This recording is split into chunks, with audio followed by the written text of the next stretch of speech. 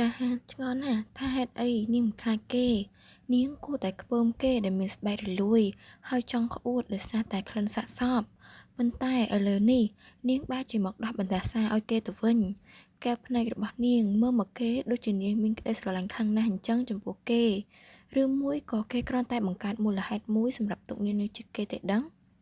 នាងមិនឈប់គេក៏ចាប់ដៃនាងឲ្យឈប់នាងទើបតែប្រើវេទមន្តម្សិលមិញនេះទេហេតុអ្វីក៏ប្រឹងខ្លាំងម្ល៉េះ គេក៏មិនភ្លេចចាប់អារម្មណ៍ទៅលើដៃរបស់នាងដ៏តូចនេះដែរឡារីក៏បញ្យល់ថានាងគ្រាន់តែមើលតែប៉ុណ្ណោះព្រោះថានាងគ្មានម៉ាណាទេនៅថ្ងៃនេះដៃឆ្វេងរបស់គេមើលទៅដូចជាអញ្ចឹងប៉ុន្តែវាមិនទាន់ជា100%នោះទេនៅមានវេទមន្ត Purify ខ្លះនៅក្នុងនោះហើយវាក៏កំពុងតែដំណើរការផងដែរអ្វីដែលនាងចង់និយាយនោះគឺថានាងមិនអាច Purify រាងកាយកន្លែងផ្សេងរបស់គេបានទេបើដៃឆ្វេងរបស់គេមិនទាន់ជា100%នោះ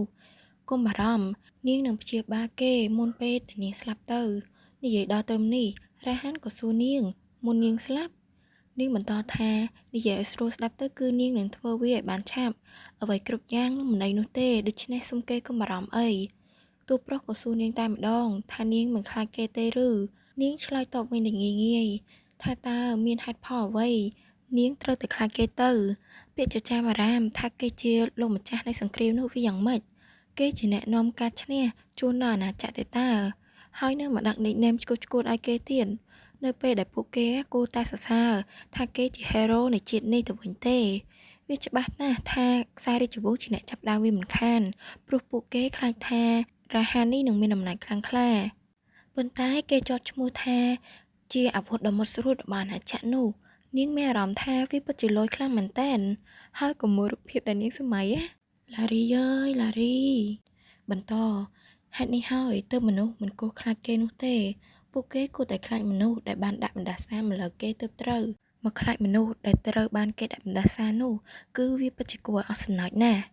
ឃើញអស្រហាននៅស្ងៀមព្រោះគេពេញចិត្តនឹងសម្ដីនាងឡារីក៏យកដៃដល់រពឹសរបស់ខ្លួនឯងនេះទៅប៉ះថ្ពាល់របស់កូនប្រុសគេអស្រហានខ្ញុំមិនខ្លាចលោកនោះទេអ្វីដែលខ្ញុំខ្លាចនោះគឺលោកបដិសេធបណ្ដេតជាមួយនឹងខ្ញុំនិយាយដល់ត្រឹមនេះហើយតួប្រុសក៏ងាកមុខចេញតែម្ដងតួស្រីក៏សរសើរនៅក្នុងចិត្តថាថ្ពាល់របស់គេពិតជាទន់ណាស់ទន់ឡើងគួរឲ្យចង់ចាប់ខ្សឹរទៅហើយអស្រហានក៏និយាយឡើងម៉ោង7ល្ងាចខ្ញុំនឹងជួបនាងនៅអាហារពេលល្ងាចអូខេជួបគ្នាយប់នេះតួស្រីក៏គិតថាគេកិច្ចនាងមុននេះវាអាចនឹងមកពីគេមានភាពខ្សោយនៅក្នុងការបង្កើតភាពស្និទ្ធស្នាលរាងកាយប៉ុន្តែនាងប៉ះថ្ពាល់គេបន្តិចសោះគេក៏យកព្រមញ៉ាំអាហារពេលល្ងាចជាមួយនាងទៅហើយហ៊ីហ៊ីភ្លាមនោះ Butler Holstein ក៏បានមកជួបនាងដោយគាត់ខ្លាចថានាងមកវិញផ្លូវ Larry តបថាមិនអីនោះទេ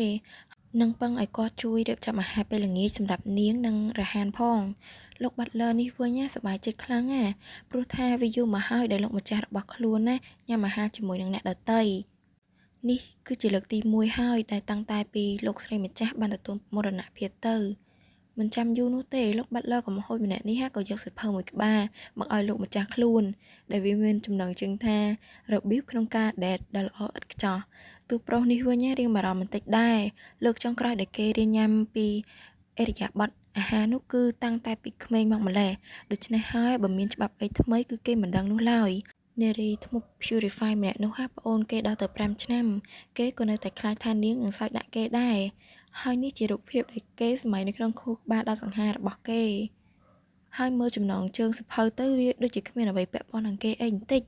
គេក៏ឲ្យលោក Butler ហ្នឹងយកសភៅអត់ប្រយោជន៍ហ្នឹងចេញទៅលោក Butler ហ្នឹងមិនព្រមទេយកសភៅហ្នឹងដាក់មុខគេឲ្យគេអានទៅសៀវភៅនេះច្បាស់ជាសំខាន់ជាងគេជាងសៀវភៅណាទាំងអស់ដែលគេបានបម្រើលោកម្ចាស់ខ្លួននេះអស់រយៈពេល27ឆ្នាំនេះលោក Butler ក៏អានលឺៗតែម្ដងថាបរិសុទ្ធភាពត្រូវតែទាញកៅអីឲ្យនារីត្រូវមើលខ្សែភ្នែករបស់ដៃគូខ្លួននៅពេលញ៉ាំអាហារទូប្រុសនេះវិញក៏រត់ចេញទៅដោយគេមិនចង់ឮពាក្យទាំងនេះទៀតនោះទេណាមួយអ្វីដែលសំខាន់ពេលនេះគឺគេត្រូវបំបត្តិក្លិនខ្លួនរបស់គេសិនព្រោះវាអាចនឹងធ្វើឲ្យឡារីនេះធំមកដល់តុបាយគេក៏បានឃើញទឹកមុខដ៏សប្បាយចិត្តរបស់ឡារីតែម្ដងគេឆ្ងល់ណាស់ថាហេតុអីក៏នាងសប្បាយចិត្តខ្លាំងម្ល៉េះវាគ្រាន់តែជាការញ៉ាំអាហារមួយពេលតែប៉ុណ្ណោះតួស្រីមិនចាំយូរទេក៏លើកចានរបស់នាងមកដាក់អង្គុយចិត្តរហ័នតែម្ដងនាងចង់ផ្លាស់ប្ដូរចំណុចក្នុងកងត្រាខ្លះៗ ព្រោះថាការផេសម្រាប់ Purify របស់នាងនេះវារៀងទាបបន្តិចនាងក៏យកកងត្រានោះមកឲ្យគេមើលហើយវាក៏គៀកនឹងខ្លួនរបស់តួប្រុសយើងវិញណាដូចជាអៀនមិនដឹងអីមិនដឹងទេទាញខ្លួនឯងចេញបន្តិចស្ងាត់ហើយបើវាពាក់ព័ន្ធនឹងលុយគេក៏នឹងផេឲ្យនាងកាន់តែច្រើនដែរការកែតម្រូវទី1មេត្រូវតែញ៉ាំអាហារជាមួយនឹងកូនចៅក្នុងមួយថ្ងៃម្ដងកែតម្រូវទី2មេត្រូវតែយកព្រមចេញពីភូមិគ្រឹះទៅក្រៅជាមួយនឹងកូនចៅ2ដងក្នុងមួយសប្តាហ៍មេត្រូវតែភេទទៅលើកូនចៅដូចជាការចែងនេះប៉ុន្តែមេក៏មានសិទ្ធិបដិសេធក្នុងកត្តាណាមួយផងដែរតួប្រុសឆ្ងល់ណាស់ថាចេញទៅក្រៅនោះវាមានន័យយ៉ាងម៉េចទៅគឺមានន័យថាពួកយើងចេញទៅដេកជាមួយគ្នានឹងហើយតាមពិតទៅនាងគ្រាន់តែចង់ទៅដេកជាមួយគេទេប៉ុន្តែវាអាចជាបញ្ហាទេបើនៅថ្ងៃអនាគតនាងរអ៊ូពីការបង់ប្រាក់មិនគ្រប់គ្រាន់ហើយរត់គេចចេញទៅហើយកុំមើលការស្មៃរបស់គេរហានក៏បន្ថែមចំណុចមួយផងដែរកូនចៅចាក់ចេញទៅមុនពេលដែលបណ្ដាសារបស់មេជាកូនចៅត្រូវតែទទួលរាល់ការព្យាបាលទាំងអស់ដែលមេដាក់ឲ្យរួចរាល់ហើយពួកគេក៏សញ្ញេព្រមគ្នាទៅនាងក៏បបួលគេទៅពិកនិចថ្ងៃស្អែកនេះតែម្ដងព្រោះនាងបានឃើញសួនច្បារដ៏ធំនិងស្រស់ស្អាតទៀតនៅខាងក្រៅតួប្រុសវិញក៏តបថាថ្ងៃស្អែកគេត្រូវទៅរាជវាំងថ្ងៃខាន់ស្អែកនេះវិញយ៉ាងម៉េចដែរនាងមិនប្រញាប់ទេមែនទេនាងមិនអីនោះទេនាងមានពេលច្រើនណាស់គឺច្រើនសម្រាប់យកឈ្នះគេនោះឯងហូតួប្រុសវិញមិនខ្វល់ទេក៏ឲ្យនាងញ៉ាំអាហារទៅថ្ងៃពិកនិចក៏បានមកដល់អាកាសធាតុល្អខ្លាំងមែនទែនឡារីក៏ចង់ purify រ៉ាហានបន្តិចមុនពេលដែលចេញទៅគ្រាន់តែដើរចូលមកដល់ភ្លាមនាងក៏បានជួបមុខដល់សង្ហារបស់រ៉ាហានដែលវាពេលនេះកំពុងតែជះពន្លឺមកចាំងប្រៀបបានដូចជាព្រះអាទិត្យអីចឹងភ្នែករបស់នាងវិញចង់ខ្វាក់ទៅហើយដោយសារតែសម្រស់របស់តួឯកប្រុសនេះនាងក៏និយាយឡើងថាព្រះអាទិត្យអាស្រហានមិនដែលលិចទេមែនទេមុខរបស់លោកចែងចាំងរហូតតែម្ដងតួប្រុសថាចាំថ្ងៃបន្តិចចាំចេញទៅដោយសារតែពេលនេះវានៅតែជាក់នៅឡើយទេនៅខាងក្រៅហើយគេក៏ចង់មកហើយការងាររបស់គេបន្តិចដែរនាងក៏សួរទៅកាន់គេថាគេគ្មានសំបីតែពេល purify មែនទេទាំងឡើងមកអង្គុយមុខគេតែម្ដងហ៊ានណាកូនស្រីយើងក៏សុំគេដោះក្រណាត់ចេញព្រោះថាវានឹងដំណើរការរលូនជាងមុនបើសិនជានាងបានប៉ះស្បែករបស់គេផ្ទាល់តួប្រុសមិនចង់ជឿទេថានាងធ្វើវាបានយ៉ាងងាយស្រួលគេមិនបានឃើញរូបភាពបែបនេះ10ឆ្នាំមកហើយគេក៏មិនភ្លេចសួរទៅកាន់នាងថានាងមិនអីទេមែនទេវាមិនអីនោះទេ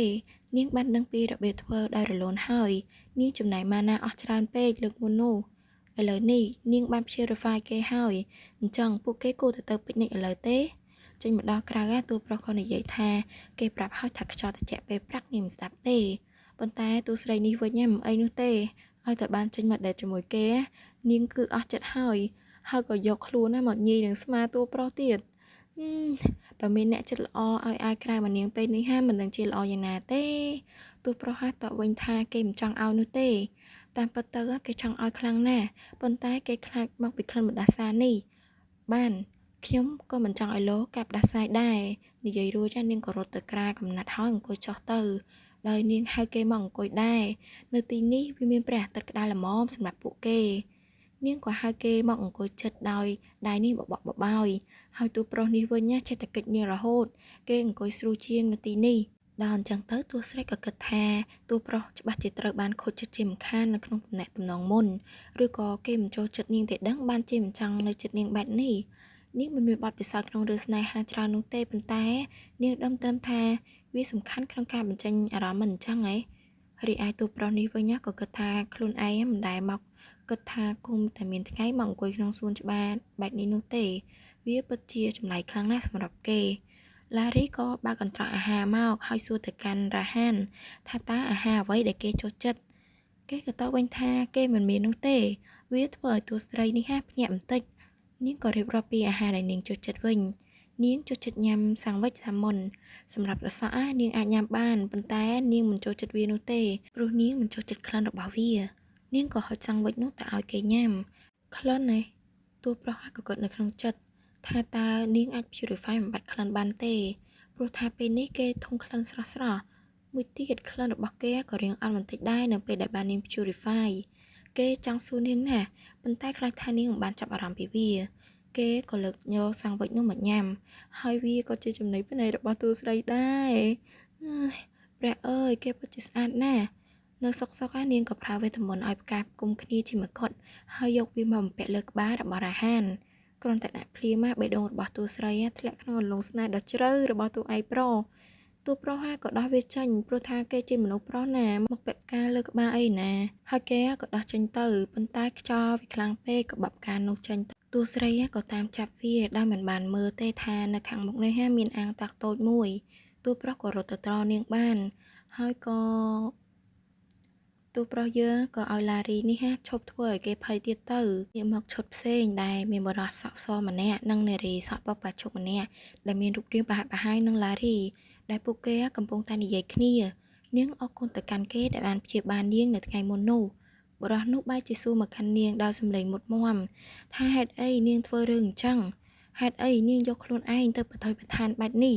តើនាងមានដឹងអារម្មណ៍របស់គេយ៉ាងម៉េចទេពេលមានរឿងបែបនេះកើតឡើងចំពោះនាងនារីម្នាក់នោះក៏សំទោសគេសំទោសដូហានខ្ញុំពិតជាសំទោសដែលធ្វើឲ្យលោកបារម្ភបរិសនោះក៏គិតថាពួកគេបានឆ្លងកាត់ការស្លាប់ជាមួយគ្នាតើពួកគេនឹងរៀបការទេហើយពួកគេនឹងទៅហានីមូនជាមួយគ្នាទេបើអញ្ចឹងពិតមែនគេនឹងត្រូវទុកចោលឲ្យនៅម្នាក់ឯងទៀតហើយអីនារីម្នាក់នោះក៏និយាយឡើងថាគ្មានការផ្លាស់ប្ដូរនៅក្នុងគម្រោងនោះឡើយនាងនឹងចាក់ចេញទៅក្នុងរយៈពេល2-3ថ្ងៃទៀតបុរសនោះក៏ឲ្យនាងយកគេទៅជាមួយផង